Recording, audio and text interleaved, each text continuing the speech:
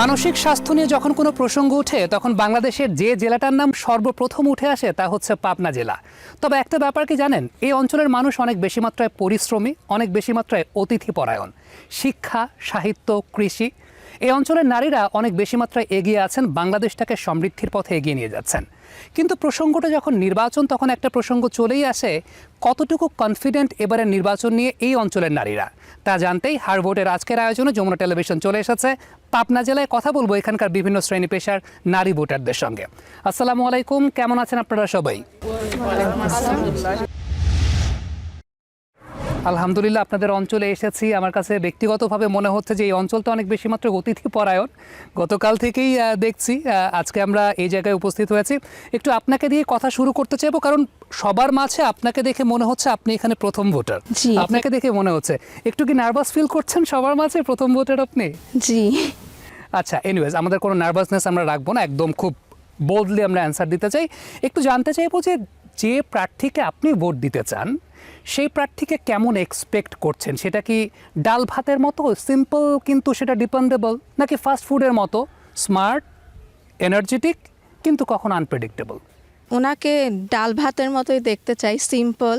উনি সবার সাথে, মানে সাধারণ যে জনমানুষ তাদের সাথে উনি সুন্দরভাবে মিশতে পারবেন, তাদের আকাঙ্ক্ষা যেগুলো আছে সেগুলোকে উনি ফুটিয়ে তুলবেন, এবং উনি যে প্রতিশ্রুতিগুলো সাধারণ মানুষকে দিয়ে ক্ষমতায় আসছেন সেই প্রতিশ্রুতিগুলো উনি রাখতে পারবেন, এই আশাই আমি করব। একটু জানতে চাইবো যে ফেসবুকে ফেক আইডি শনাক্ত করা বেশি কঠিন, নাকি একজন প্রার্থী সত্য বলছেন নাকি মিথ্যা বলছেন সেটা ডিটেক্ট করা কঠিন? আমার মনে হয় যে প্রার্থী সত্য বলছেন না মিথ্যা বলছেন এটা ডিটেক্ট করা বেশি কঠিন। কেননা ফেসবুকে আমরা বেশিরভাগ কমেন্টের টাইপগুলো দেখলেই আমরা বুঝে যাই যে এটা ফেক নাকি। কিন্তু তারা যে প্রতিশ্রুতির ডালিনে নির্বাচনের আগে হচ্ছে ভোটারদের সামনে উপস্থিত হয়, যে আশাগুলো দেয়, সেগুলো আসলেই ডিটেক্ট করা কঠিন যে তারা সত্য বলছে নাকি মিথ্যা বলছে। কারণ ভোট হওয়ার পরে তো তাদের জনমানুষের সঙ্গে তারা তো ওইভাবে অনেকেই আর সম্পৃক্ত থাকে না, তারা তাদের কথা রাখে না। এই জন্য মানে বোঝা খুবই কঠিন যে তারা যা বলছে, যে প্রতিশ্রুতিগুলো দিচ্ছে, তারা আসলেই সত্য বলছে কিনা এবং তারা ভবিষ্যতে ক্ষমতা পাওয়ার পরে সেগুলো পূরণ করবে কিনা। এই যাত্রায় আপনার জন্য শেষ প্রশ্ন, বেশিক্ষণ নার্ভাসনেসের মধ্যে রাখতে চাই না, সেটা হচ্ছে যে আপনার ভোটটা যদি কোনো ফেসবুকের স্টেটাস হতো, ক্যাপশনে কি লেখা থাকতো? জনসেবার উদ্দেশ্যে ভোট। জনসেবার উদ্দেশ্যে ভোট, চমৎকার একটা কথা বলেছেন। প্রথমবারের মতো ভোটার আপনি, এবং আপনি যে চমৎকার একটা ক্যাপশন দিয়েছেন, আমার কাছে মনে হয় যে সেই ক্যাপশনের জন্য দেশবাসী আপনাকে একটা কৃতজ্ঞতা জানাতে পারে। যে আমি একটু আগে বলছিলাম যে এই অঞ্চলের নারীরা কিন্তু সমৃদ্ধির পথে এগিয়ে যাচ্ছেন, বাংলাদেশকেও সমৃদ্ধির পথে এগিয়ে নিয়ে যাচ্ছেন। আমার সঙ্গে একজন উদ্যোক্তা আছেন। ম্যাম, আপনাদের যে কন্ট্রিবিউশন, আপনাদের মতো অনেক মানুষ যারা কন্ট্রিবিউট করছেন, পাবনা জেলা এগিয়ে যাচ্ছে, বাংলাদেশ এগিয়ে যাচ্ছে। তবে আমি যদি আপনাকে একটু পলিটিক্যাল একটা কোয়েশ্চেন করি, সেটা হচ্ছে আপনি তো একজন ব্যবসায়ী, একজন উদ্যোক্তা, রাজনীতি কি আপনার ব্যবসাকে সাহায্য করে নাকি স্ট্রেস বাড়ায়? রাজনীতি আর ব্যবসা ওতপ্রোতভাবে জড়িত। আমরা কিন্তু একটা যারা ব্যবসায়ী, যারা বড় বড় শিল্পোদ্যোক্তা, তারা কিন্তু বিভিন্ন নেতা তৈরি করে, আবার আমরা ক্ষতিগ্রস্ত হই শেষে। যেরকম বিগত রাজনীতি সময় আমার অনেক বড় যে মাদার কোম্পানি, সেটা আমি অনেক বড় ক্ষতিগ্রস্ত হয়েছি, বন্ধ আছে। তো আমি চাইবো না রাজনীতি এসে কোনো ব্যবসা বন্ধ হোক। বাংলাদেশের যে রাজনৈতিক প্রেক্ষাপট বা যে কালচার, সেই কালচারটা কি রাজনীতিবিদরা উদ্যোক্তাদেরকে ভালোবাসেন নাকি উদ্যোক্তাদের ডোনেশনকে ভালোবাসেন বেশি? এটা তো একদমই বাস্তব সত্যি কথা। ডোনেশনকে ভালোবাসে রাজনীতিবিদরা। তারপরে এই ডোনেশনটাকে যখন ত্যাগ করতে পারবেন, তারা যেটা প্রতিশ্রুতি দিয়ে আসে, আমার যে মেয়েটা বলল যে প্রতিশ্রুতি দিয়ে আসে, তারা যদি সেই প্রতিশ্রুতি রক্ষা করে, যে না আমরা তাদের সাথে বসে একটা পরামর্শ করে আলাপ করে আমরা সুন্দরভাবে সবাইকে ভালো রাখবো, এই চিন্তাধারা নিয়ে আসে, তাহলে আমার মনে হয় এই ডোনেশন বা এই ধরনের প্রশ্ন আসলে আসবে না। যেটা সত্যি বাস্তব সেটাই আমি বললাম, যে আসলে আমরাও তো আসলে আমাদের প্রয়োজনেই আমরা রাজনীতিবিদদেরকে ডোনেশন বলেন বা উপহার বলেন বা সহযোগিতা বলেন, সেটা আমরা করি। শুধু তাদের ক্ষেত্রেই আমি এই কথাটা বলছি না, উভয়ের জন্যই আসলে আমাদের প্রয়োজনে আমরা তাদেরকে সহযোগিতা করি, যাতে করে পরবর্তীতে আমরা তাদের কাছে সহযোগিতাটা চাইতে পারি। ম্যাম এবারে যদি এক্সপেকটেশনের জায়গায় আসি, সেটা হচ্ছে আপনি তো ব্র্যান্ড নিয়ে কাজ করেন, আপনি ব্র্যান্ড নিয়ে কাজ করেন। সো আপনার এবারের ভোটটা যদি কোনো ব্র্যান্ড হতো, তাহলে সেই ব্র্যান্ডের ট্যাগলাইন বা ব্র্যান্ড এন্ডোর্সমেন্ট কী হতো আসলে? আসলে আমার ভোটে আমার নেতা, এটাই হোক সত্যি কথা। চমৎকার, আমার ভোটে আমার নেতা, এটাই হোক সত্য কথা। Thank you so much. আমি আপনার কাছে আবারও ফিরবো, তবে তার আগে একটু ম্যাম আপনার কাছে আসতে চাই। আপনি তো মানুষের কথা বলেন, মানুষের কথা বলতে পছন্দ করেন, নারীদের কথা আপনি বলেন, নারীদের কথা বলতে পছন্দ করেন। আপনার কাছে কি মনে হয়, একটা বিষয় তো সত্য যে শিক্ষা মানুষকে প্রশ্ন করতে শেখায়। বাংলাদেশের রাজনীতি কতটুকু প্রশ্ন করাকে অ্যাপ্রিসিয়েট করে? বাংলাদেশের রাজনীতি আসলে মানে বিভিন্ন বিশৃঙ্খলার মধ্যে এখন চলে গেছে। রাজনীতি এখন আর সবাই এককভাবে করছে না, মানে এক রাজনীতি করতে যেয়ে আবার দেখা যাচ্ছে আর এক রাজনীতির সঙ্গে তারা জড়িত হয়ে যাচ্ছে। আবার নারীদের নিয়ে কাজ করতে যেয়ে আমরা প্রভাবশালী মহলের কিছু মানে থেমে যান, কেন এত কাজ করবেন, এরকমও পাচ্ছি যে কেন আপনারা ধর্ষণ নিয়ে এত কাজ করছেন, কেন একটু থামেন, আমরা মীমাংসা করতে যাচ্ছি। এভাবে বিষয়গুলো যাচ্ছে আর কি। তারপরেও আমরা নারীদের কর্মসংস্থানের ব্যবস্থা করতে যাচ্ছি। কোথায় গেলে হয়তো আমরা অনেককে আমাদের উদ্যোক্তা সোহানি ম্যাডামের কাছেও পাঠাই যে ওইখানে যান, ওইখানে কিছু কর্মসংস্থান আছে, আপনাদের করে দিবে। আবার কিছু নারীদের আমরা সেলাই প্রশিক্ষণের মাধ্যমে কাজ করাচ্ছি। ম্যাম বাংলাদেশে তো বর্তমানে একটা ট্যাগিংয়ের সংস্কৃতি চলছে, যে ট্যাগিংয়ের সংস্কৃতিটা ফিজিক্যালি তো বলা হচ্ছে, এখন সেটা অনলাইন পর্যন্ত ট্যাগিং হচ্ছে। আপনারা যারা আসলে কাজ করেন, মূলত কাজ করেন, ভয়েস রেজ করেন, ভোকাল থাকেন, কখনো কি আপনি এরকম ট্যাগ পেয়েছেন আপনি একজন বেশি কথা বলা নারী? জি, অবশ্যই পেয়েছি। একটু অভিজ্ঞতার আলোকে শুনতে চাই। অভিজ্ঞতার আলোকে যারা হয়তো কাজ করেনি বা করছে না, কিন্তু তারা বেশ বড় বড় কথা বলছে যে না আমি এই করছি সেই করছি, আসলে মানে খতিয়ে দেখা গেছে যে তারা আসলে কিছুই করেনি। আবার যারা কাজ করে তারা একটু কমই কথা বলে, এরকমও দেখা গেছে। আমরা তো আসলে এই তদন্ত করি, আমাদের কিছু বিষয় যখন আসে আমাদের মাঝে কোনো অভিযোগ তদন্ত, তখন আমরা বিষয়গুলো তদন্ত করে দেখি যে আসলে বিষয়গুলা মানে ভিতরে যে ঢুকে দেখি যে না বিষয়গুলো এমন না, যেমন বলছিল তেমন না। হ্যাঁ, এই বিষয়গুলো আমাদেরকে তাই মনে হয়েছে আর কি। আবার নারীরাও খুব বেশি এখন আসতে চাচ্ছে না আমাদের সংগঠনে বলেন, কাজে বলেন, মিটিংয়ে বলেন, তারা একটু নিরাপত্তাহীনতায় ভুগছে, বিশেষ করে এই এক বছরে। অসংখ্য ধন্যবাদ আপনাকে। তবে আপনি নিরাপত্তা, নারীদের নিরাপত্তা এবং পার্টিসিপেশন নিয়ে প্রশ্ন তুলেছেন বা কথা বলেছেন। ম্যাম একটু আপনার কাছে আমি জানতে চাইবো, আপনি রাজনীতির সঙ্গে জড়িত আছেন। বাংলাদেশের 2 জন নারী প্রধানমন্ত্রী ছিলেন, দীর্ঘ সময় তারা কাজ করেছেন। এরপরও যখন এই যে এরকম শুনতে হয় যে নারীদের পার্টিসিপেশনের সমস্যা, সব জায়গায় পার্টিসিপেট করতে পারেন না, নারীদের নিরাপত্তায় সমস্যা, আমার একদম স্পেসিফিক প্রশ্ন, বাংলাদেশে 2 জন নারী প্রধানমন্ত্রী থাকার পরও এই কথা কেন শুনতে হয়? যেহেতু আমি রাজনীতি করি, জি। বিগত দিনে আসলে আমরা নারীদের নিরাপত্তা মানে বিশেষ করে শিশু নারী থেকে শুরু করে জি, উপর লেভেলের নারী পর্যন্ত আমরা নিরাপত্তাহীনতা ছিলাম। আমরা মত প্রকাশ করার জন্য আমরা যখন রাজপথে থাকতাম, দেখা গেছে যে আমাদেরকে পুলিশ দ্বারা গ্রেপ্তার পর্যন্ত করার জন্য আমাদেরকে ইয়ে করা হয়েছে। আমরা খুবই মানে একটা আতঙ্কর ভিতরে আমরা রাজনীতি করতাম। আমরা কোনো কথা বলতে পারতাম না। একটা মানে আমার কথা কি যে মানুষের মত পার্থক্য থাকতে পারে, জি। কিন্তু মত বিভেদ না। এই মত বিভেদটাই গত ইয়েতে আমরা পেয়েছি। এটা একটা চমৎকার কথা বলেছেন যে মত পার্থক্য থাকতে পারে, কিন্তু কিন্তু মত মতবিভেদ বিভেদের তো নাই। সংস্কৃতি থেকে আমরা বেরিয়ে আসতে চাই। একটু মজারও একটু ট্রিকিও একটা প্রশ্ন করতে চাই, সেটা হচ্ছে যে নির্বাচনের আগে নারী রাজনীতিবিদ যারা আছেন, আপনাদের মতো যারা আছেন, আপনারা কাদের বেশি ভয় পান? ভোটারদেরকে বেশি ভয় পান, নাকি নিজের দলকে বেশি ভয় পান, নাকি অপোনেন্ট পার্টিকে বেশি ভয় পান? ভয় পাই আমার জনগণকে নিয়ে। কারণ জি। এই জন্য আমি ভয় পাই, কারণ জনগণকে আমাকে আগে জনগণের কাছে আমাদের যেতে হবে। কারণ আমরা রাজনীতি করি আমরা জনগণের জন্য, জনগণের ভোটের দ্বারাই কিন্তু আজকে একটা দেশের সরকার গঠন হয়। যে আমি ভয় পাই সেই জনগণের, আমরা ঠিকমতো জনগণের কাছে যেতে পারছি কিনা, জনগণের কাজ করতে পারতেছি কিনা, এবং সামনে জনগণের জন্য আমরা কি করব এই বিষয়গুলো আমরা নিয়ে ভাবছি কিনা, এটা আর কি। অসংখ্য ধন্যবাদ। আমি এই পয়েন্টটা শুনতে চাচ্ছিলাম ma'am, thank you so much.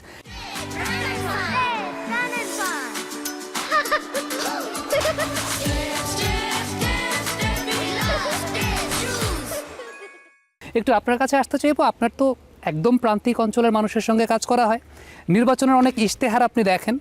জি, আপনার কাছে কি মনে হয় যে এই অঞ্চলটাতে, আমি যদি এই অঞ্চলটা চিন্তা করি, এই অঞ্চলের কোন ক্রাইসিসটা আছে যেটা নির্বাচনী ইশতেহারে একদম ইনভিনসিবল, দেখাই যায় না?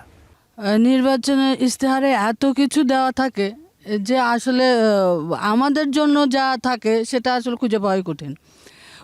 প্রথমত কথা হচ্ছে যে আমি মনে করি আমাদের নারীদের যে আপনার কর্মসংস্থানের একটা সুযোগ, তাদের যে একটা নিরাপত্তার একটা ব্যবস্থা এবং মতামতের জায়গাটা, আসলে নারীদের মতামতের গুরুত্বই দেওয়া হয় না। সেটা আপনার রাজনীতিবিদের বলেন আর সামাজিক অবস্থান থেকে। আসলে আমার যে চাহিদাটা, আমার যে স্বপ্নটা, আমার যে দেশ বা জনগণের, সেটার জন্য যে আমি যেটা করতে চাচ্ছি, সেটার জন্য যদি আমি বলি, তাহলে এর প্রায়োরিটিটা আসলে আমাকে দেওয়া হবে না, কারণ আমি তো নারী। জি, বিষয় হচ্ছে এই জায়গাতে যে আমি তো নারী, আমি আপনার উপরে কেন যাব? আপনার তো একজন পুরুষ, আপনার ইগো তো লাগবে। এ কারণে আপনি আমাকে প্রায়োরিটি কম দিচ্ছেন এবং আমার মতামতগুলোকে আপনি গুরুত্ব কম দিচ্ছেন। এটা আমি এই সমাজে আমি মানুষের সঙ্গে কথা বলে কাজ করে যেটা বুঝতে পেরেছি, সেটা এটাই যে হচ্ছে নারীদের মতামতকে আপনার নারীরা রাজনীতি করে, ঠিক আছে, এই রাজনীতির ক্ষেত্রেও আপনি দেখবেন, আমি দেখেছি চেয়ারম্যান, চেয়ারম্যান, ভাইস চেয়ারম্যান এবং আপনার কাউন্সিলর মহিলা, এদেরকে সংরক্ষিত আসনে দেওয়াই হয়েছে মনে হয় এটা শো পিস হিসাবে। মানে এদের যে কিছু দায়িত্ব আছে, এদের যে কিছু কাজ আছে, এই কাজগুলো করার জায়গাতে আসলে ভাগ হয়ে যায়। আপনি মনে করেন যে 4 ভাগ করে 1 ভাগ নারীদের দেওয়া হচ্ছে, 3 ভাগ ওনারাই নিয়ে চলে যাচ্ছে। তাহলে আমি যে জনগণের একটা প্রত্যাশা নিয়ে এই জায়গাতে আসছি যে আমার নারী হোক আর পুরুষ হোক, আমি আমাদের জনগণকে নিয়ে কিছু করব, তাদের একটা সাপোর্ট দিব, কিন্তু এই সাপোর্টের জায়গাটা আসলে নারীদেরকে দেওয়া হয় না। আর ছোট্ট একটু করে জানতে চাইবো এক বাক্যের মধ্যে, সেটা হচ্ছে আপনাদের তো অনেক রিপোর্ট সাবমিট করতে হয় একটা সার্ভের পর জি। সবকিছু।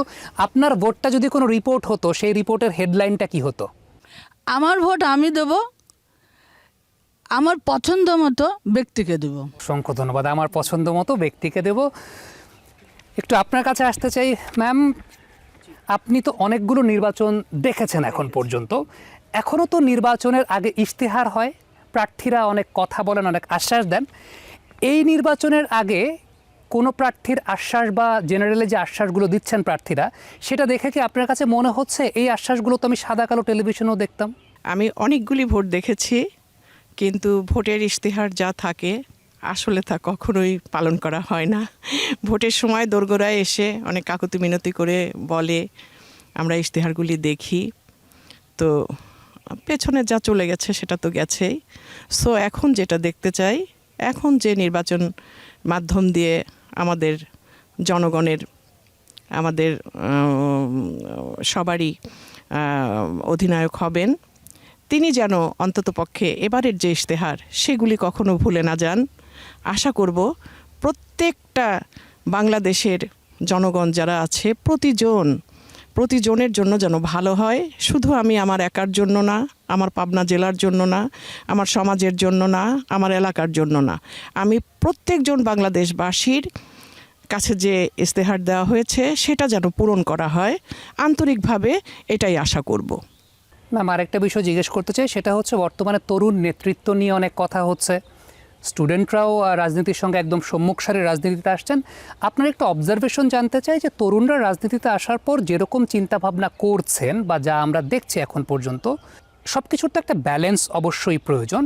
প্রবীণ বান্ধব সমাজ গড়ার জন্য তরুণদের কন্ট্রিবিউশনটা আসলে কেমন দেখছেন? মানে তারা কি আসলে যখন চিন্তা করছেন শুধু তরুণদের কথা চিন্তা করেই চিন্তা করছেন, নাকি প্রবীণ বান্ধব চিন্তাও তারা করছেন? আপনার অবজারভেশনটা কি?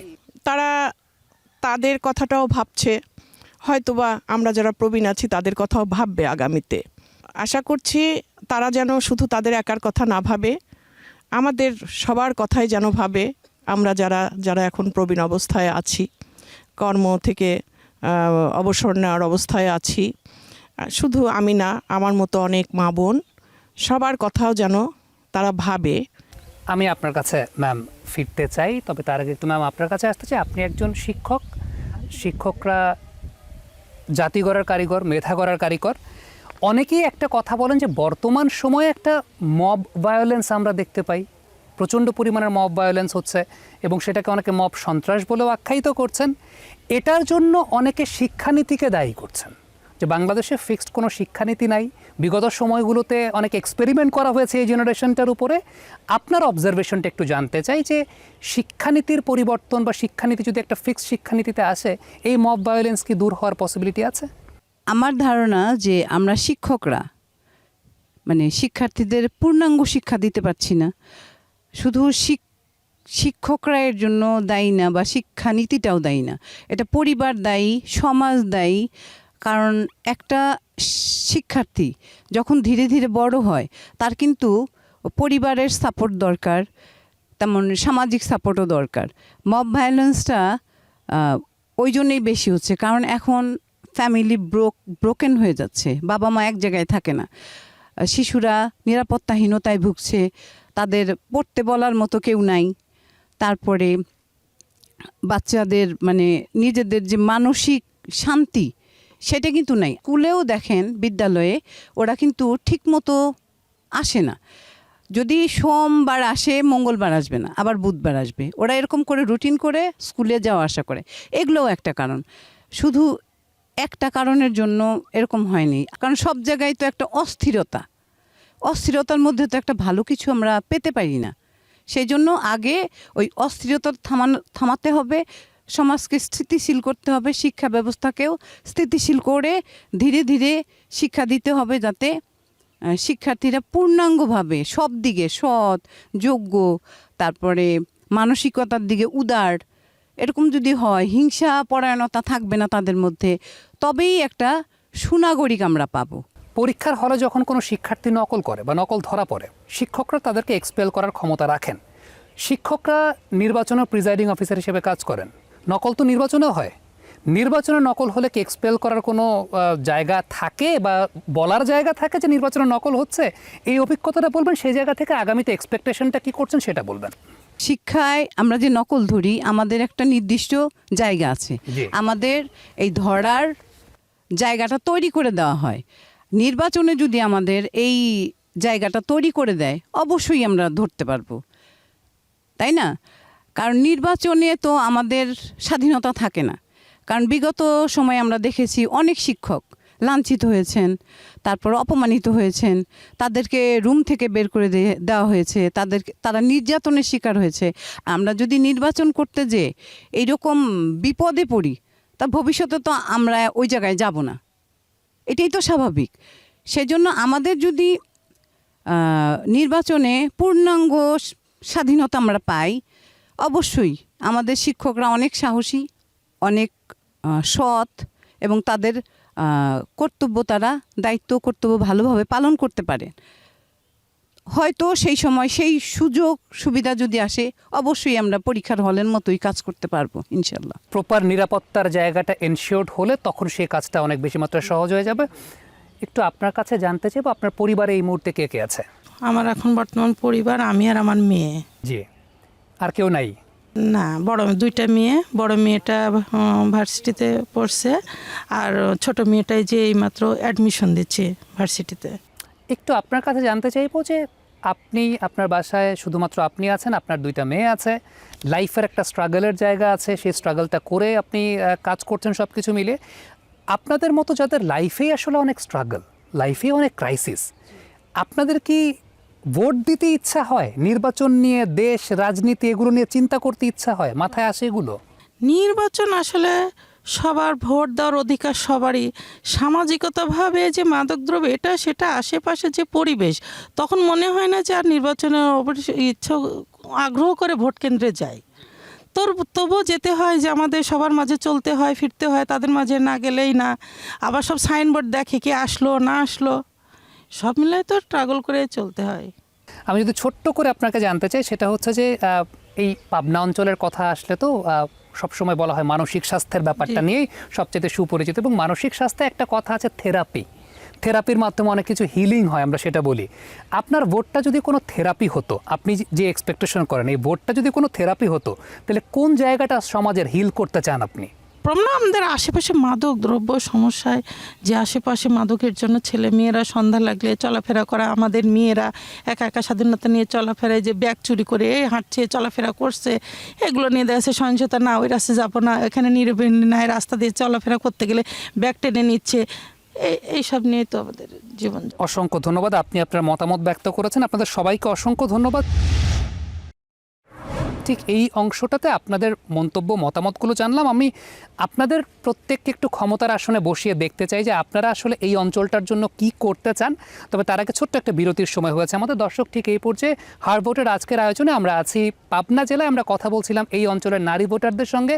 আমরা জানছিলাম তাদের এক্সপেকটেশনের জায়গা, তারা কেমন বাংলাদেশ দেখতে চান, নির্বাচন দিয়ে তারা কী কী পরিবর্তন দেখতে চান। আমরা আবারও ফিরবো, তার আগে ছোট্ট একটা বিরতির সময় হয়েছে, আমাদের সঙ্গেই থাকবেন।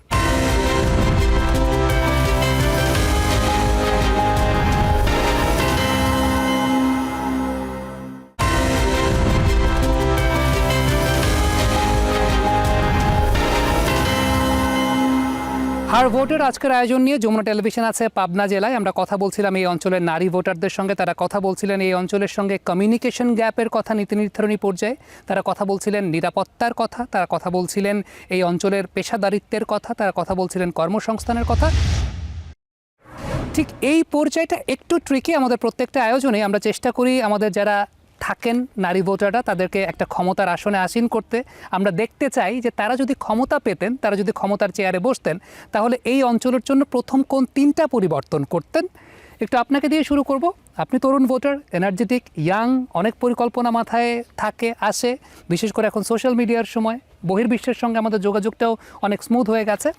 আপনাকে যদি আল্লাহর রহমতে আগামীতে এই অঞ্চলের দায়িত্ব দেওয়া হয় পলিসি মেকিংয়ে, আপনি প্রথম কোন 3টা পরিবর্তন করতে চান? আমাকে ক্ষমতা দেওয়া হলে আমাদের পাবনা শহরের যে রাস্তা সেগুলো সংস্কার করতে চাই এবং জলাবদ্ধতা নিরসনে কাজ করতে চাই। সেই সাথে আমাদের যে শিক্ষার জন্য অনেকগুলো প্রতিষ্ঠান আমাদের এখানে আছে, সেগুলোকে আরও উন্নত করতে চাই যেন সবার চয়েস লিস্টের এগুলো উপরে থাকে, সবাই এখানে আসতে চায় পড়ালেখার জন্য। এবং আমাদের পড়ালেখার ক্ষেত্রে বিভিন্ন স্কুল কলেজের ছাত্রছাত্রীরা বর্তমানে স্কুল কলেজে ক্লাস করার পরিবর্তে কোচিং নির্ভর হয়ে পড়েছে। কেন তারা কোচিংয়ের দিকে ঝুঁকে পড়ছে, সেই বিষয়গুলো আইডেন্টিফাই করে শিক্ষাকে আরেকটু উন্নত করতে চাই, সংস্কার করতে চাই। শিক্ষাকে উন্নত করতে চান, শিক্ষাকে সংস্কার করতে চান। ম্যাম, আপনি একজন উদ্যোক্তা, আপনার এমনিতেই অনেক ক্ষমতা। আপনি হয়তো বা ক্ষমতার চেয়ারটাকে অনেকাংশে ক্ষমতার চেয়ার আপনার কাছে আসতে হয়। তবে আপনাকে যদি সত্যিকার অর্থে পলিসি মেকিংয়ের চেয়ার দিয়ে দেওয়া হয় এই অঞ্চলটার জন্য, আপনি আসলে প্রথম কোন 3টা পরিবর্তন করতে চাইবেন? আসলে যারা আমাকে ভোট দিয়ে নির্বাচিত করবে বা চেয়ারে বসাবে, তাদের কাছে আমি যে প্রতিশ্রুতি দিয়ে এসছি বা আমাকে এই চেয়ারে বসিয়েছে, তাদের বিশ্বাস যাতে করে ভঙ্গ না হয়, তাদের সাথে পরামর্শ করেই আমি চেষ্টা করব যে এখানে কি কি মানে উন্নয়ন করলে সবাই আমরা উপকৃত হব। চিকিৎসা ব্যবস্থা, যে কিছু একটা হলেই ঢাকা চলে যেতে হবে, কেউ স্ট্রোক করলো, হার্ট অ্যাটাক করলো, এই স্বাস্থ্যসেবাটাকে নিশ্চিত যাতে এখানে প্রাইমারি ট্রিটমেন্ট করে তারপরে হয়তো বা ঢাকায় গেলাম। তৃতীয়ত যে পাবনাকে 64টা জেলার ভেতরে মেন্টাল মানে কি পাবনায়, ও আচ্ছা তুমি পাগল নাকি, তুমি কয় নম্বর ওয়ার্ডে আসো, এই যে আমাদের এখন পর্যন্ত এই যে একটা মানসিক পীড়ার মধ্যে দিয়ে যেতে হয়, এইটা আমরা যাতে সবাইকে বুঝাতে পারি যে না, 64টা জেলার মানুষই কিন্তু এখানে স্বাস্থ্য সেবা নিতে আসে, মানসিক পেশেন্ট হিসেবে আসে, তাদেরকে সুস্থ করা হচ্ছে পাবনা জেলা। এটা কিন্তু অনেক বড় একটা ব্যাপার। এইটা সবার মধ্যে ছড়িয়ে দেওয়া। আমাদের যে পর্যটন কেন্দ্র হতে পারি, আমাদের যে শিলাইদহ ঘাট আছে, পদ্মা আছে, রিভার ক্রুজ এখানে আমরা করতে পারি, পাকশি হার্ডিন ব্রিজ, তারপরে আমাদের লালন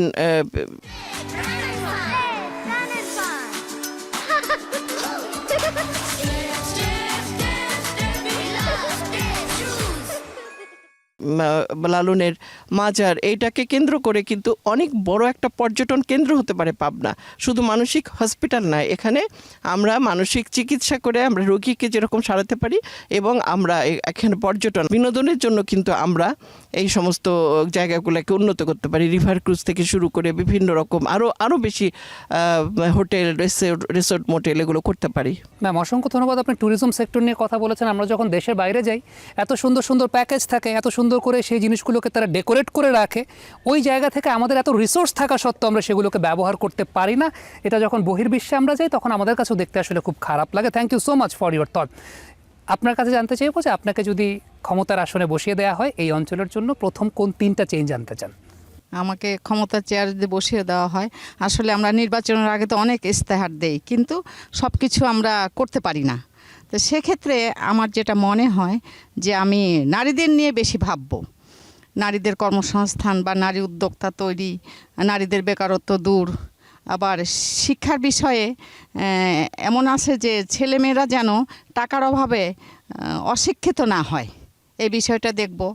আর মায়েদের চিকিৎসার বিষয়, শিশু ও মায়েদের চিকিৎসার বিষয়টা দেখব, যে এই বিষয়টা তারা সমস্তই মানে ক্লিনিকে বা হসপিটালে ভালোভাবে চিকিৎসা তারা পায় না। এই বিষয়টার দিকে আমাদেরকে খুব বেশি নজর দিতে হবে, কারণ স্বাস্থ্য সকল সুখের মূল। সেই স্বাস্থ্যটা ভালো না থাকলে আমরা আসলে কোনো কাজে মন দিতে পারবো না। সেই কারণে আমার মনে হয় যে স্বাস্থ্য চিকিৎসা এই বিষয়টাকে খুব ভালোভাবে দেখব, এবং আমাদের নারীদের নিরাপত্তার বিষয়টাকে আমি খুব বেশি দেখব। নারীদের আসলে নিরাপত্তা নাই, এই বিষয়টাকে আমরা বেশি দেখব। নিরাপত্তার কথা জি। আপনি বলেছেন, থ্যাংক ইউ সো মাচ। আপা, আপনাকে যদি ক্ষমতার চেয়ার দিয়ে দেওয়া হলো, আগামীকালকে ক্ষমতার চেয়ার আপনাকে দিয়ে দিলাম, এরপর এই অঞ্চলের জন্য আপনি প্রথম কোন 3টা পরিবর্তন করতে চাইবেন? আমাকে যদি ক্ষমতা দেওয়া হয়, আমি প্রথমটা দেখব হচ্ছে স্বাস্থ্য, খাদ্য, বস্ত্র এবং নিরাপত্তা, জি। আইনের শাসন মানে প্রতিষ্ঠা করব। এই অঞ্চলের স্বাস্থ্য খাতে আসলে প্রবলেম কি কি আছে আপনি একটু বলতে পারবেন? হ্যাঁ, আমি বলতে হসপিটালগুলোতে পারবো। আসলে কি কি প্রবলেম আছে? যেহেতু আমি কিছুদিন আগে আমাদের পাবনা সদর হসপিটালে গিয়েছিলাম, এমন নাজুক অবস্থা যে একটা রোগী এত অসহায়, মানে তার পরীক্ষা করবে, সে পরীক্ষা করার টাকা নাই। তারপরে ওনারা একটা ফর্দ ধরা দেয়, এতগুলি টেস্ট করতে হবে। তখন তাদের মাথার উপরে চিন্তা করতে পারেন যে কত বড় যে একটা মানে চিন্তা পড়ে যায়। আমি ওই টেস্ট কি জেলা হাসপাতালে করা যায় না? এটা যেটা সত্যি কথা, সেটা কিন্তু আমরা পাই না, আমাদের বাড়ির থেকে করতে হয়। আপনি স্বাস্থ্য খাতের ক্রাইসিসের কথা বলেছেন, এবং আমার কাছে মনে হয় যে আপা আপনার এই জায়গা থেকে, আপনার এই কথা থেকে সত্যিকারের অর্থে পুরো বাংলাদেশের একটা চিত্র, পুরো বাংলাদেশের একটা প্রতিচ্ছবি কিন্তু আসলে উঠে এসেছে।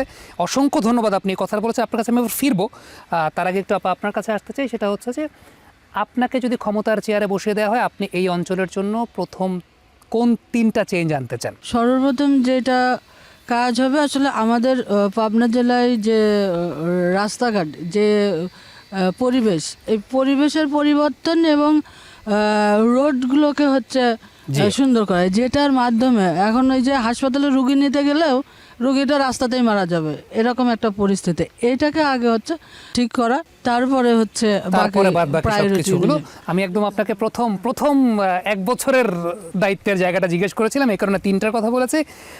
ম্যাম, আপনার কাছে আসতে চাইবো, আপনাকে যদি ক্ষমতার আসনে বসিয়ে দেওয়া হয় এই অঞ্চলের জন্য, আপনি প্রথম কোন 3টা চেঞ্জ আনতে চান? আমার অঞ্চল অনেক নিম্ন, ওখানে একটু বৃষ্টি হলে রাস্তাঘাট পানিতে একেবারে প্লাবিত হয়ে যায়, রুমে পানি ঢুকে যায়, আমার নিজের রুমেও পানি ঢুকে যায়। তো এমতো অবস্থায় অনেক কষ্ট করে আমার এলাকাবাসী। তো আমি চাইবো প্রথমেই আমি এটার সংস্কার করব। দ্বিতীয়টা, আমি শিক্ষা প্রতিষ্ঠানগুলি উন্নত করব, এবং বাচ্চা কাচ্চা যারা ছোট শিক্ষা গ্রহণ করছে, এদের শিক্ষা যেন সুসুন্দরভাবে হয়, এরা যেন প্রকৃতভাবে শিক্ষার যে মূল কারণ, যে কাঠামোটা, এটা শিখে যেন তারা আগায় যায়। আর স্বাস্থ্যর ব্যাপার যেটা, সেটা হচ্ছে প্রত্যেকটা নাগরিকের সুস্বাস্থ্য এবং তাদের চিকিৎসার জন্য হসপিটাল বলেন, এরকম চিকিৎসালয় বলেন, যে কোনো জায়গায় যাতায়াতের ব্যবস্থা সুন্দর থাকবে, তৎক্ষণাৎ নিতে পারবে একজন অসুস্থ হলে, এবং তারা মানবিক দৃষ্টিকোণ থেকে সেই রোগীর যেন একটু সুন্দর সেবা দেয়, এটা আমি করার চেষ্টা করব। আর আমার এই সমাজটাকে মাদক মুক্ত করে দেবো ইনশাআল্লাহ তাআলা, আশা রাখছি। অসংখ্য ধন্যবাদ আপনাকে। এবং আপনি যে বিষয়টা বলছিলেন যে চিকিৎসা ক্ষেত্রে এই মানবিক দৃষ্টিকোণ থেকে চিন্তা করার জায়গাতে, আমার কাছে মনে হয় যে এটা একটা চমৎকার কথা আপনি বলেছেন। আপা, আপনার কাছে জানতে চাইবো যে আপনাকে যদি ক্ষমতার আসনে বসিয়ে দেওয়া হয় এই অঞ্চলের জন্য, প্রথম কোন 3টা চেঞ্জ দেখতে চান? আমি যেহেতু শিক্ষকতা করি, আমি যদি ক্ষমতায় যাই তাহলে আমার শিক্ষকদের জন্য কাজ করব। তা সবচেয়ে আগে কাজ করব যে তারা যেন নির্ভয়ে, তারপরে সমাজে তাদের আসনটা, বাইরের দেশে যেমন শিক্ষকরা অনেক মর্যাদাপূর্ণ জায়গা আছে, সেই জি। জায়গায় নিয়ে যাওয়ার চেষ্টা করব। 2 নাম্বার যেটা করব সেটা হচ্ছে যে বাংলাদেশে প্রতিদিন অনাকাঙ্ক্ষিত মৃত্যু অনেক বেশি, আমি এই অনাকাঙ্ক্ষিত মৃত্যুগুলাকে রোধ করার চেষ্টা করব। যেহেতু রোড অ্যাক্সিডেন্ট যেটা হয় ড্রাইভারদের ভুলের জন্য হয়, ট্রাফিক আইন মানা না জানার জন্য হচ্ছে, সেই জন্য সেই জায়গাটা আমি ঠিক করব। এবং এই যে মানুষের একটা সুস্থ দেহে সুস্থ মন থাকে, জি, তাই ছোটোবেলা থেকেই যদি সুস্থভাবে শিশুরা গড়ে উঠতে না পারে তাহলে তো সেই সমাজ পরে বিশৃঙ্খল হয়ে যাবে।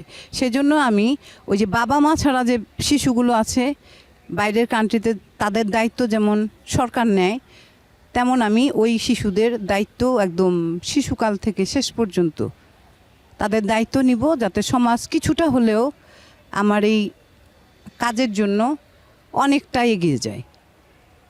অসংখ্য ধন্যবাদ। That's a very Nobel thought যে আপনি ওই চিন্তাটা করেছেন। আপনার কাছে জানতে চাইবো, আপনাকে যদি ক্ষমতার আসনে বসিয়ে দেওয়া হয়, আপনি আপনার দায়িত্বের জায়গা থেকে প্রথম কোন 3টা চেঞ্জ এই অঞ্চলে করতে চান? ক্ষমতা একটা আলাদা জিনিস, সবাই সব জায়গায় সব থেকে ইচ্ছে করলেও ইয়ে হয় না। তারপরে বলছে মায়ের দৃষ্টিতে আমরা হচ্ছে মেয়েদের নিয়ে একা একা রাস্তাঘাটে চলাফেরা করে যাতে সবাই মিলে সমাজটাকে ভালো রাখতে পারে। বাইরের কান্ট্রিতে কি সুন্দর মেয়েরা একা কর্মস্থল করছে, লেখাপড়ার পাশাপাশি কর্মস্থল করছে। আমাদের মেয়েরা এখনও বড় হয়ে গেছে, এদের কর্ম না, এক মায়ের উপরে ডিপেন্ড করে আমাদেরকে চলতে হচ্ছে। মেয়েদের অনেক কিছুই আমরা পূরণ করতে পারি না। কর্মস্থলটা আমরা চাই যে আমরা মায়েরা যেন কর্ম করে বাচ্চাদের পাশাপাশি, যেমন বাইরের কান্ট্রি যেমন বাচ্চারা কি সুন্দর পড়াশোনার পাশাপাশি অনেক কিছুই করে, এর জন্য ডেভেলপ হয়। বাবা মাকে প্রেজেন্ট করতেছে, বাবাকে প্রেজেন্ট করছে, বাচ্চারাও মাকে দিচ্ছে, মা বাচ্চাকে দিচ্ছে, সবাই উৎসাহিত, অভাব অনটন কোনো কিছু থাকে না। এটা নিয়ে যেন আমরা এভাবে চলতে পারি বাচ্চাদেরকে নিয়ে। মানে আপনি কর্মসংস্থানের দিকে বেশি জি, জোর জি, দেবেন, আপনি জি, সেই জি। কথাটা বলেছেন। আর নিরাপত্তার কথাটা আপনি শুরুতে বলেছেন যে আপনি যদি ক্ষমতার আসনে আসেন হন, এই নিরাপত্তা এবং কর্মসংস্থান দুটো ব্যাপার নিয়ে কাজ করবেন। এটাই মনে হয় সবচেয়ে বড় ক্রাইসিসের জায়গা। অনেকে একটা কথা বলেন যে অভাবের স্বভাব নষ্ট হয়, জি, এবং সেই জায়গা থেকেই বাকি ভায়োলেন্সের জায়গাগুলোর উৎপত্তিও। আপনি কর্মসংস্থানকে জোর দিয়েছেন। জি, অসংখ্য জি। ধন্যবাদ আপনাদের প্রত্যেককে। আপনারা বলার চেষ্টা করেছেন যে এই অঞ্চলের ক্রাইসিসের উপর বেস করে আপনারা কি কি জায়গায় পরিবর্তন আনতে চান। আসন্ন যে সংসদ নির্বাচন আছে, সেই সংসদ নির্বাচনটাও গুরুত্বপূর্ণ নাকি গুরুত্বপূর্ণ না, আপনারা কি মনে করছেন, কতটুকু নিরাপদ বোধ করছেন এই নির্বাচনে ভোট দিতে যাওয়ার ব্যাপারে, সে ব্যাপারেও আপনাদের কাছ থেকে জানতে চাইবো ছোট্ট করে। তার আগে আরও একটা বিরতির সময় হয়েছে। দর্শক, হার ভোটের এই আয়োজনে আমরা কথা বলছিলাম পাবনা জেলার নারী ভোটারদের সঙ্গে। তারা বিভিন্ন বিষয় নিয়ে কথা বলছিলেন, তাদের এক্সপেকটেশনের জায়গা, তারা ক্ষমতা বা দায়িত্ব পেলে কি করতে চান সে ব্যাপার নিয়ে কথা বলেছেন। কিন্তু আদৌ ত্রয়োদশ জাতীয় সংসদ নির্বাচনের জন্য বাংলাদেশ কতটুকু প্রস্তুত আছে, আদৌ আছে কিনা, নিরাপদ কতটুকু অনুভব করছেন তারা, সেই ব্যাপার নিয়ে কথা বলতে চাই ছোট্ট একটা বিরতির পর।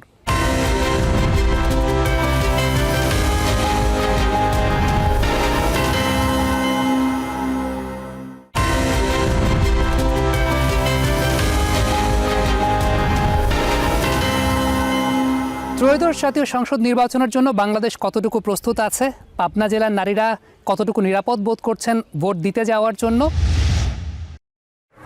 কতটুকু প্রয়োজন এই মুহূর্তে বাংলাদেশে একটা গণতান্ত্রিক সরকারের, সামগ্রিক বিষয় নিয়ে কথা বলতে চাই পাবনা জেলার নারী ভোটারদের সঙ্গে। প্রথম ভোটার যিনি আছেন তাকে দিয়ে শুরু করতে চাই। প্রথমত জানতে চাইবো যে কতটুকু নিরাপদ বোধ করছেন ভোট দিতে যাওয়ার জন্য, আর আপনার কাছে কি মনে হয় যে কেন এই মুহূর্তে বাংলাদেশে নির্বাচন প্রয়োজন? বর্তমানে বাংলাদেশের আইন শৃঙ্খলা পরিস্থিতির আমার মনে হয় যে বেশ অবনতি ঘটেছে। এই দিক দিয়ে আমার মনে হয় যে আমাদের কারো প্রতি সহনশীলতা অনেক পরিমাণে কমে গিয়েছে, যেই কারণে আমরা নিরাপদ অনুভব করছি না, আমাদের নিরাপত্তা শঙ্কিত মনে হচ্ছে। বিশেষ করে নারীদেরকে, তাদের প্রতি তো আরও বেশি করে, মানে কেউ কারো মতামত প্রকাশ করলে পরেই তাদেরকে নোংরা ভাষায় কথা বলা হচ্ছে, তাদেরকে গালি দেওয়া হচ্ছে। এই পরিস্থিতিতে আমার মনে হয় যে নিরাপত্তার দিকটা আরেকটু উন্নত করা উচিত, নিরাপত্তা বৃদ্ধি করা উচিত, যেন আমরা সবাই নিঃসংকোচে ভোট দিতে যেতে পারি। আর কেন এই মুহূর্তে গণতান্ত্রিক সরকার প্রয়োজন, বা কেন এই মুহূর্তে নির্বাচনটা প্রয়োজন? আমাদের দেশে এখন অনেক পরিমাণে বিশৃঙ্খলা চলছে কিছু ক্ষেত্রে, এবং আইন শৃঙ্খলার তেমন একটা খুব বেশি প্রভাব সব জায়গায় কাজ করছে না। বিনিয়োগের ক্ষেত্রেও আমার মনে হয় কিছুটা প্রভাব পড়েছে। সব দিক বিবেচনা করে মানুষ যাতে তাদের অধিকারগুলো ফিরে পায়, গণতান্ত্রিক সমাজে বাস করতে পারে, এই জন্য আমার মনে হয় যে এই সময় আমাদের ভোটের প্রয়োজন। অসংখ্য ধন্যবাদ। আপনি বলছেন যে গণতান্ত্রিক সমাজে যাতে মানুষ বসবাস করতে পারে। ম্যাম, বাংলাদেশ কতটুকু এই মুহূর্তে নির্বাচনের জন্য প্রস্তুত, আর বাংলাদেশে এই মুহূর্তে নির্বাচন কেন প্রয়োজন? একটা নির্বাচিত সরকার থাকলে আসলে বিশৃঙ্খলা বা সমস্ত আইন শৃঙ্খলা বাহিনী থেকে শুরু করে সবাই তখন সেটার দিকেই একটা মানে তাকিয়ে থাকে, বা যে না আমাদের একটা প্রাইম মিনিস্টার বা আমাদের একটা নেতা হয়েছে, তার কাছে সমস্ত। তো এই কারণেই নির্বাচনটাও প্রয়োজন, আবার নিরাপত্তাও প্রয়োজন, দুইটা সমন্বয় আসলে দরকার। দুটার সমন্বয়ের কথা আপনি বলেছেন, thank you so much. Vote দিতে যেতে কতটুকু নিরাপদ বোধ করছেন এবার, আর কেন বাংলাদেশে এই মুহূর্তে নির্বাচন দরকার? ভোট দিতে যায় আমি নিরাপদ মনে করছি, কারণ আইন শৃঙ্খলা বাহিনী আগের তুলনায় অনেকটাই ঠিক হয়েছে আমার মনে হয়। ভোটের জন্য অনেক তৎপর হয়েছে সরকার। তবে কিছু কিছু জনগণের মধ্যে মনে হচ্ছে যে যাব কি যাব না, দিব কি দিব না, কিন্তু আমার মনে হয় যে তারা ভোটটা সবাই দিবে, সবাই চাচ্ছে যে নির্বাচনটা হোক। তা আসলে কেন চাচ্ছে, আসলে অন্তর্বর্তীকালীন সরকার আসলে বেশি দিন থাকলে তখন একটু বিশৃঙ্খলা সৃষ্টি হচ্ছে বা হবে। গণতান্ত্রিক সরকার আসলে আসলে আমাদের কনস্টিটিউশন অনুযায়ী তখন একটা সংসদ বসবে, নিয়ম অনুযায়ী কাজ হবে।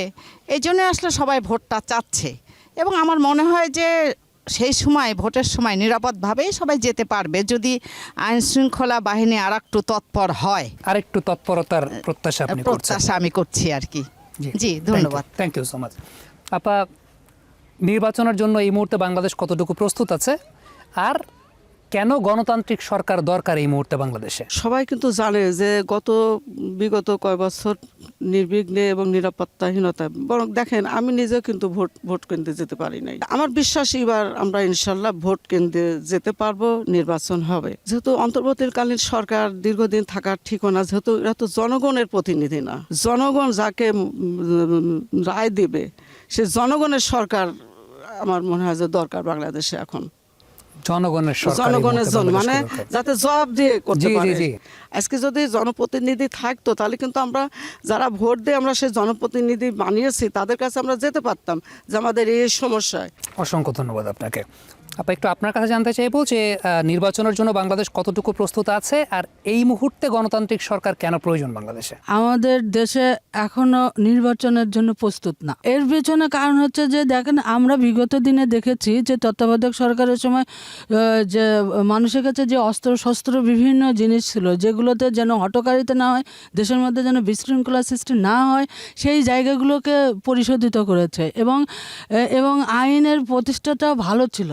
এখন যেটা বিষয় হচ্ছে যে আমাদের আইন খুবই দুর্বল হয়ে গেছে, এবং আমি মনে করি যে আমরা আসলে নিরাপদ না। 2 নম্বর কথা হচ্ছে যে আমাদের হচ্ছে গণতন্ত্রের যে আপনি বিষয়টা বলেছেন, অবশ্যই আমাদের গণতান্ত্রিক সরকার দরকার। আমরা চাই যে গণতান্ত্রিক সরকার যত দ্রুত আসে তত আমাদের দেশের উন্নয়নের জন্য ভালো, এবং দেশকে বিশ্বের দরবারে একটা ভালো একটা জায়গায় প্রতিষ্ঠা করে।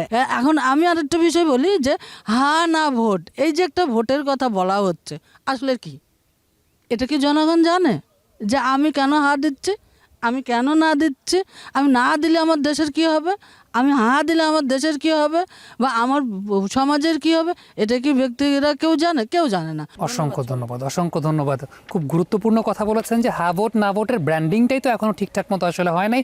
অনেক মানুষ, প্রান্তিক মানুষ এখনো জানেও নাই সেই ব্যাপারটা সম্পর্কে।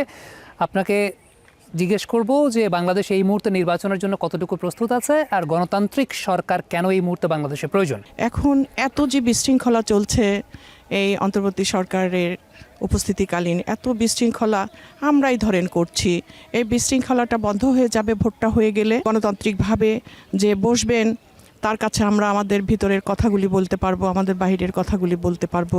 ভোটটা যত তাড়াতাড়ি হয়ে যায় সময় মোতাবেক, সেইভাবে হলে আমি আন্তরিকভাবে খুশি হই।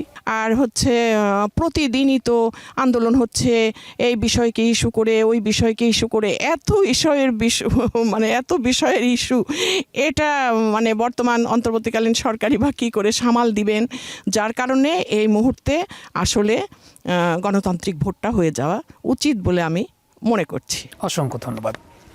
থ্যাংক ইউ ম্যাম, আপনার কাছে কি মনে হয় যে এই মুহূর্তে বাংলাদেশ নির্বাচনের জন্য কতটুকু প্রস্তুত, আর গণতান্ত্রিক সরকার ব্যবস্থা কেন এই মুহূর্তে বাংলাদেশে প্রয়োজন? বাংলাদেশের নির্বাচন তো আসন্ন 12ই ফেব্রুয়ারি। তো সব কিছুর অনেক আগে থেকেই মানে যে কার্যটা হবে তারা অনেক আগে থেকেই প্রস্তুত হয়। আমার মনে হয় যে বাংলাদেশ প্রস্তুত নির্বাচনের জন্য। আর গণতান্ত্রিক সরকার প্রয়োজন এই জন্য, জনস্বার্থেই গণতান্ত্রিক একজন সরকার দরকার, যাতে যে বিশৃঙ্খলাগুলো হচ্ছে সেগুলো যাতে স্থিতিশীল হয়ে যায়। সেই জন্য আমরা শিক্ষকরা ভোটের দায়িত্ব পালন করি, সেই সময় আমরা ভোট দিতে পারি না, কারণ অনেক দূরে আমাদের কেন্দ্র থাকে। জি। কিন্তু এই সরকার আমাদের ওই যেই কেন্দ্রে আমরা ভোটের দায়িত্ব পালন করব সেই কেন্দ্রে ভোট দিতে পারবো। সেই জন্য এই আয়োজনটা করার জন্য যারা এই কর্তৃপক্ষ তাদেরকে অসংখ্য ধন্যবাদ, আমাদের শিক্ষকদের এই মূল্যায়নটুকু করার জন্য অসংখ্য ধন্যবাদ। আপা, একটু আপনার কাছে জানতে চাইবো যে আপনার কাছে কি মনে হয় যে ঠিক এই মুহূর্তে বাংলাদেশ নির্বাচনের জন্য কতটুকু প্রস্তুত, মানে আপনি কতটুকু নিরাপদ বোধ করছেন যে আপনি ভোট দিতে যেতে পারবেন?